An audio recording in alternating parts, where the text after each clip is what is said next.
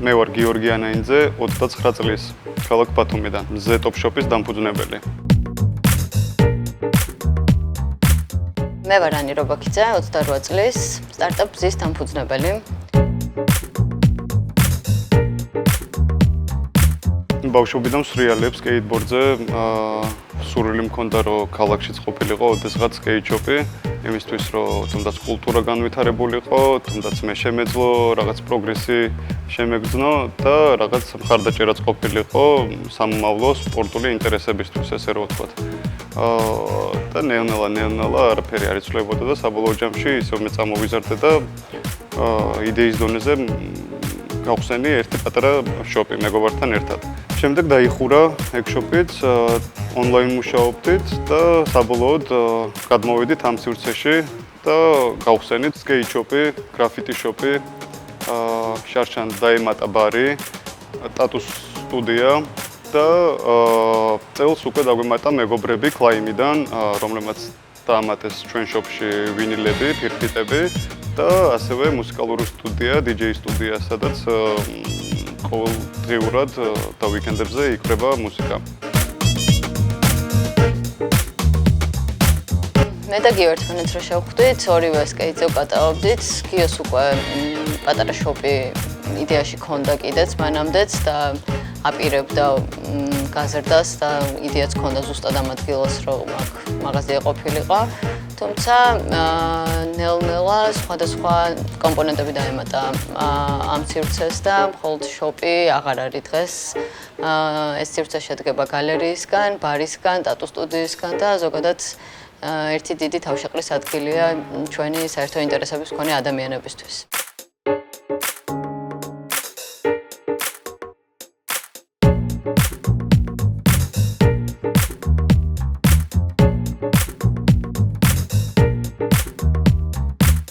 სტარტაპი იდეის დონეზე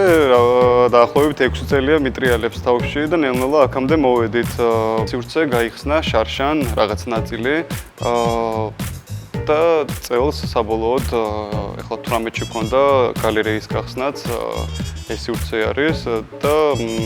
საბოლოოდ მთლიანი სივრცე დასრულებულია და გახსნილია ოფიციალურად. ერთ პატარა კუთხით დავიწყეთ, ანუ როგორც ვთქვით, სკეით შოპით, დაფები მქონდა,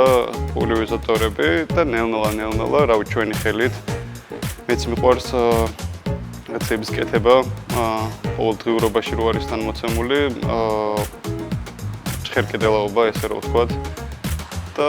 რავი, უმეტესობა ჩემი ხელით არის გაკეთებული, ასევე ვინც აქ მოძრაობს ყოველდღიურად და არის ჩვენი მეგობრები, უმეტეს ნაწილად ყველა გვეხმარებოდა და ყველა სტრილი არის აბსოლუტურად ჩადებული ამ სივრცეში. იდეა იქნება თუ რაღაც ხედვა ვიღაცის, ყოველთვის ვითვალისწინებ და ეს ნელ-ნელა ყველას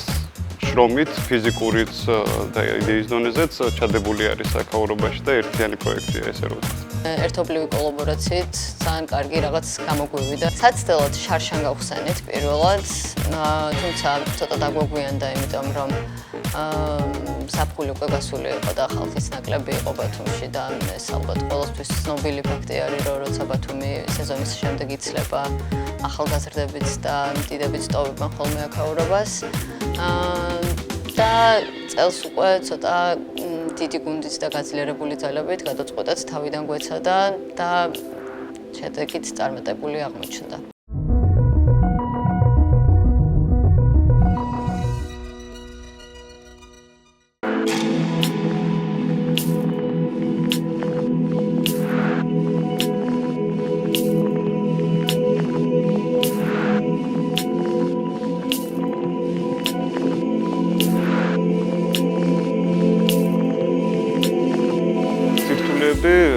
ეგეთ სირთულეები ახლავს, რაც დავინახე გამოცდილებით, რაც მე ვიღე.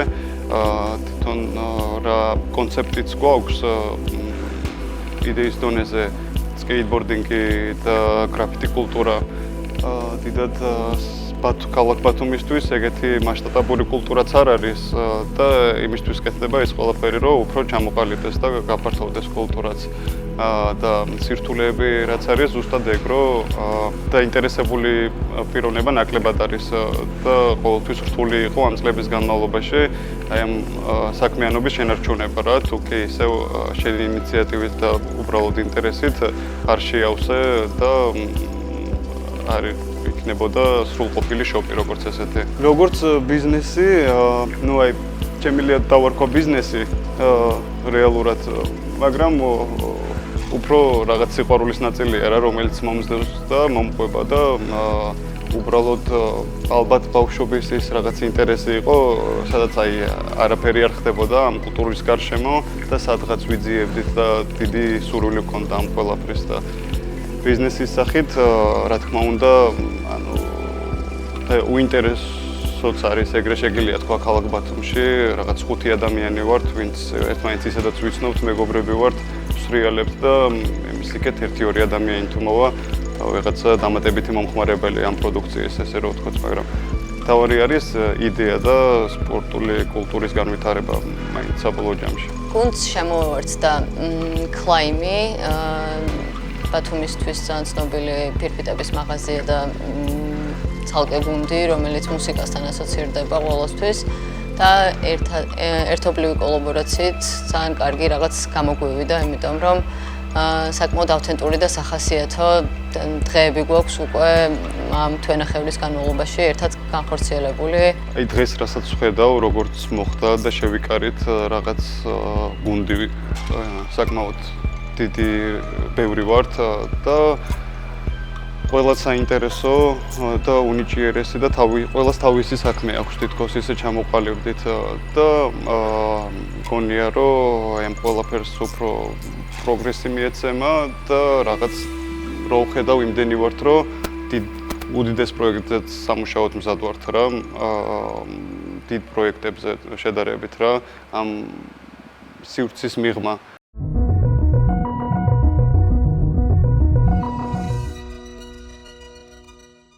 სტარტაპერობის რაღაც საწყის ეტაპზე, გარდა იმისა, გარდა რაღაც სტანდარტული გამოწვევებისა, რომ რაღაც მარკეტ ფიტი იპოვა, მომხმარებელი იპოვა, რაღაც სწორი პროდუქტი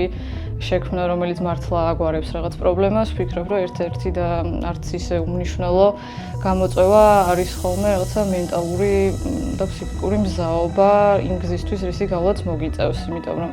თვითონ სტარტაპის გარემოც ხომ მაგას ნიშნავს, რომ ყველაფერი შეიძლება ძალიან მალე შეიცვალოს, ძალიან მალე გაიზარდოს და რაღაცა ძალიან მალე შეიძლება მიაღწიო რამე წარმატებას. თუმცა სანამ ანუ ეს მაგას კი ნიშნავს ზოგადად, მაგრამ რეალურად ამ ყველაფერს მაინც წლების შრომა ჭირდება და ვფიქრობ, რომ ყველა სტარტაპერი მზად უნდა იყოს იმისთვის, რომ რაღაცა ურდღეში და ძალიან მალე ვერ მიიღებს ისეთ შედეგს, რაც უნდა საბოლოო ჯამში და ასევე გზად ბევრად უფრო მეტ არას და რაღაცა უარს მოისმენს, ვიდრე აქამდე ოდესმე სადმე გაუგია და ვფიქრობ, რომ ყველაფერთვის მენტალურად მზად უნდა იყოს.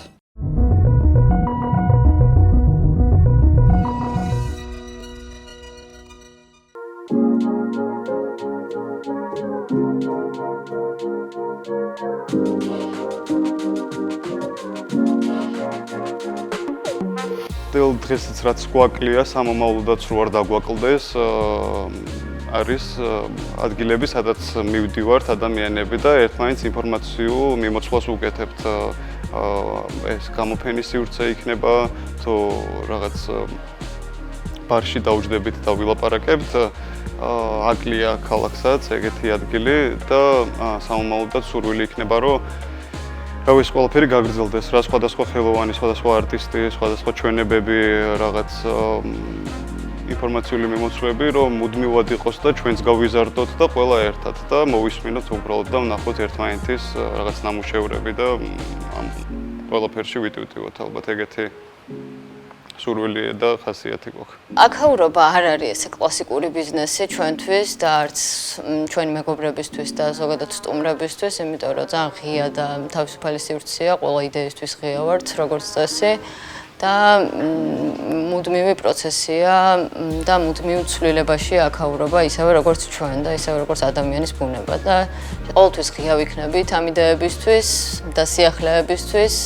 ასაკობრივი შეზღუდვაც არ გვაქვს საერთოდ პატარადან დიდამ და ყველა ასაკის ადამიანი ჩვენი გუნდის წევრი შეიძლება იყოს. ადამიანები კომფორტულად გრძნობენ თავს, საკმაოდ თავისუფალი სივრცეა, სადაც არ მგონია რომ ყველა ასაკის ადამიანი დადის აბსოლუტურად მაგაზე აქცენტით გაუსვეს, რომ აი პატარიდან დიდიდან აბსოლუტურად ყველა იკრიბება და დროს ვატარებთ ყველა ერთად რა.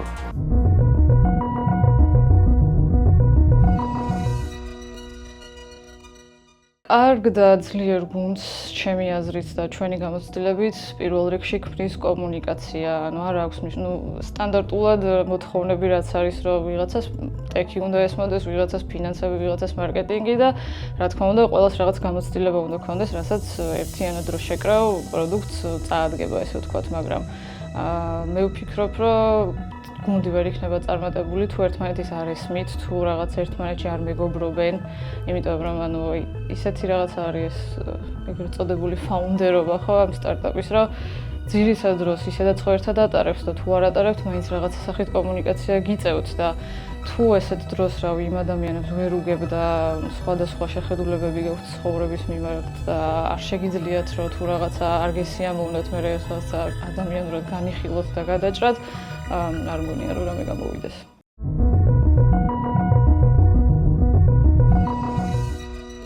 შეიძლება მოგეცეს სივრცე, რომ რაღაცა გააკეთო ან შენ სასარგებლოდ, ან საერთო სარგებელისთვის, ან სხვისი სარგებელისთვის და სივრცე როცა არის მოცემული, მომეცა უფრო სწორად პირველი რაც მე მაკლდა, რაც ქალაქს აკლდა, იმიტომ რომ მიწევს ამ ქალაქში ყოფნა. ისევ ის ხალხი ვართ შეკრებილი, საბოლოოდ ვინც უმეტესად რაღაცა თავის კულტურულ ნაწილში ცდილობდა ყოველთვის რომ რაღაც ეკეთებია, შეექმნა კლაიმს გულისხმობ მუსიკალური თვალსაზრისით, თუნდაც ყოველთვის ცდილობდა რომ ეგ რაღაც კულტურის ნაწილი იყოს და იქ მიხვიდე და გაეცნო და შეიძინო ასევე ახლა მზეშოპი არის, რომელიც აი სკეიტბორდინგი, გრაფიტი, მხატვრობა, ხელოვნება, რაღაც აი კონცეფციების ნაერთი გაზიარების სურვილი აქვს ალბათ მზეს ქალაქთან და რაც უფრო მეტი დაინტერესებული ადამიანი იქნება და გახარებული ადამიანი აქ მოსვლით, ჩვენც უფრო დავიმუხტებით და ალბათ უფრო მეტს დავტოვებთ და ვიზავთ და ბათუმური სივრცეა გვინდა რომ ეგეთი იყოს რა. კონკრეტული გეგმები ჯერჯერობით არ გვაქვს, თუმცა იმდენად დიდი ფანტაზიის უნარი გვაქვს აქ უყოლოს, რომ მგონია რომ ერთად ბათუმისთვის ყოველი შემთხვევისთვის თუ უფრო დიდ მასშტაბზე არა, ძალიან საინტერესო რაღაცებს ვიზამთ და კარგ გამოცდილებებს შევძენთ აქაურობას. მე თბილისიდან ვარ და აქ 3 წლის წინ ჩამოვედი და ძალიან შემიყვარდა აქაურობა, ნელ-ნელა შემორჩი კიდეც და სულ მქონდა იმის განცდა, რომ ბათუმში ძალიან დიდი დეფიციტია კულტურული სივრცეების და ისეთი სივრცეები, სადაც ახალგაზრდებიც და დიდებიც და პატარებიც თავის თავს იპოვნიან და ინსპირაციას მიიღებენ და ზუსტად ეგ იყო ჩემთვისაც და ყველა გუნდის წევრისთვის დარწმუნებული ვარ აქაურობის იდეა საწყისში, რომ ისეთი სივრცე გაგვეკეთებინა, სადაც ინსპირაციის წყარო შეიძლება მიგეღო. ჩემი აზრით ბათუმისთვის ეს დეფიციტი ცოტათი მაინც ამოვავსეთ და თავარი იდეა რაც გქონდა განვახორციელეთ. ჩემი გამოცდილებიდან ალბათ ეხლა რაც აი 3 დღის წინ გავჩერდი, ესე რომ აი იატაკით დავასრულეთ საბოლოოდ, რამოდენიმე დღის წინ და ეს გალერეის სივრცეც გაიხსნა. მანამდე აი სულ რაღაცა ამბებში მიწევდა ყოფნა და რაღაც ძალიან ზედმეტად მე ბევრ დროს და ფიზიკურ დროს უთმობდი ამ ყველაფერს და ეგ ენერგიები და ძალა მეძლეოდა ჩემი აზრით, იმიტომ რომ აი სრული ინტერესი მქონდა ბოლომდე, რაც უფრო წინსვლა იყო, მით უფრო ვიმუხტებოდი და ჩემი საყვარელი საქმის ნაწილი იყო ეგ ყველაფერი, ანუ ეგ საყვარელი საქმის ნაწილი რო არ ყოფილიყო, ალბათ ძალიან ბევრს ვიხალტურებდი და ვერ შევძლებდი მაგის განხორციელებას. შეიძლება სურვილი მაქვს რომ ეგრე ვიმოძრაო მე პირადად რა ჩემ თავს უსურვებდი რომ მხოლოდ საყვარელი იდეების მიმართულებითია რომ და სადღაც მოგეცემა თუ კი მაგის რაღაცა მონეტიზაცია გსურს ან რამე ეგეთი რა მთავარია რაც გიყვარს მინიმალურადაც თუ გამოგდის რომ ეგ აკეთო მაგ გზით უნდა იარო და სადღაც დავაგდები და ორი აქ მაყოფილი იყო ცხოვრებაში ალბათ. პირადად ჩემთვის ეს ადგილი საკმაოდ ახლობელია და რაღაც ისეთი ერთი დიდი პროექტი არის, რომელიც პატარაობიდან, ნულიდან ესე აქამდე მოვიყვანე. მე პირადად არა, ყველა მაქვს დავდივართ და ყველა ამ პროცესის ნაწილი იყო. და რაღაც ისეთია, ძალიან ლამაზი პროცესია, რომ ხედავ როგორ იზრდება რაღაც და ემატებიან ადამიანები აქ ევროპას. ძალიან გაიზარდა ინტერესი უფრო მეტად კრეატიული საქმიანობებისადმი, სკეიტი თავისთავად, თუმცა ბევრი სხვადასხვა პროდუქცია გვაქვს და ბევრი სხვადასხვანაირი ადამიანი იყრის აქ თავს და მაგალითად საკმაოდ დიდი ინტერესი ჩენერ ბავშვები და უფრო მეტად თინეიჯერები გრაფიტისადმი და ძალიან სასიხარულოა ეს, რომ სხვადასხვა პროცესები, როცა ხვდებათ რაღაც სივრცეში და პროდუქციაც შესაბამისი ხვდებათ რაღაც სივრცეში და ამ პროდუქციით და ამ საქმიანობებით დაკავებული ხალხისგან რაღაც ინსპირაციებს იღებენ. ყოველთვის ეთყობა ხოლმე ეს შემდეგ ქალაქს და ტერიტორიას და ამ მოკლე დროში უკვე შესამჩნევი გახდა, იმიტომ რომ აქ ვინც მოდის ყოველთვის რაღაც ან ხატვას იწყებს, ან ინტერესდება ზოგადად რა არის სკეიტბორდინგი და ასე შემდეგ და ჩემი აზრით ეს მომავლის პერსპექტივისთვის და ზოგადად ქალაქის გაახალგაზრდავებისთვის ძალიან მნიშვნელოვანი რამე არის. დამწყებ სტარტაპერებს ზოგადად ვუსურვებ, რომ თავისი ინტერესების მიხედვით შეარჩიონ მომავალი ბიზნესები თუ სტარტაპები თუ რაც არის ნებისმიერი საქმიანობა და ამ ყველაფერში ჩადონ თავიანთი გული და სული, იმიტომ რომ ასე გამოდის მერე საინტერესო რაღაცები ადამიანებისთვის და ასე იქმნება კრეატიული პროცესები, რაც აკლია აქაურობას და რაც ავთენტურობას ძენს ზოგადად ქვეყანას და ტერიტორიას ნებისმიერს.